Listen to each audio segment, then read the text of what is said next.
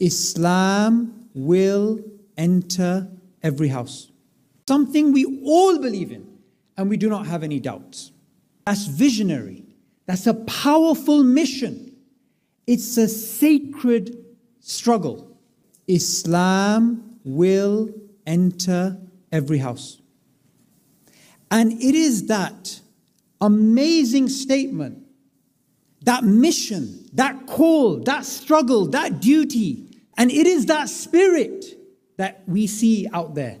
With all these different organizations and mosques and du'at, they are living and breathing that vision. And we are here today as a fulfillment of Allah's.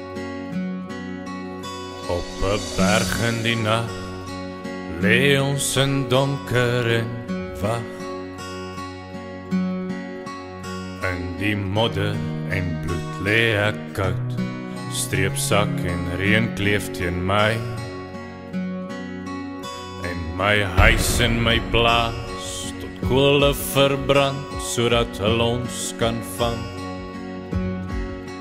Maar daai vlamme en vuur brand nou diep, diep binne my.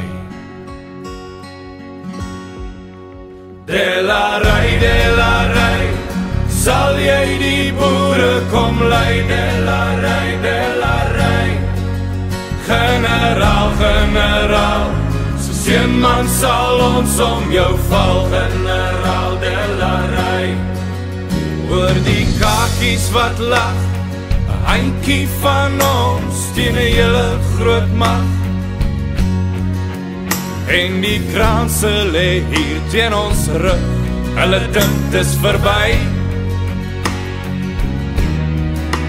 Maar die hart van 'n boer lê dieper en wyer, hulle gaan dit nog sien. Op 'n perd kom hy aan, die leeu van die Wes-Transvaal. Delarai, sal jy die boere kom lei? Delarai, generaal, soos een man sal ons om jou val. Generaal, Delarai, sal jy die boere kom lei? Delarai, generaal, soos een man sal ons om jou val. Generaal, Delarai, want my vrou en my kind lê in 'n kamp en vergaan. En die kakies se mug loop oor 'n nasie wat weer op sal staan. Delarai, sal jy die boere kom lei? Delarai, generaal, soos een man sal ons om jou val. Generaal,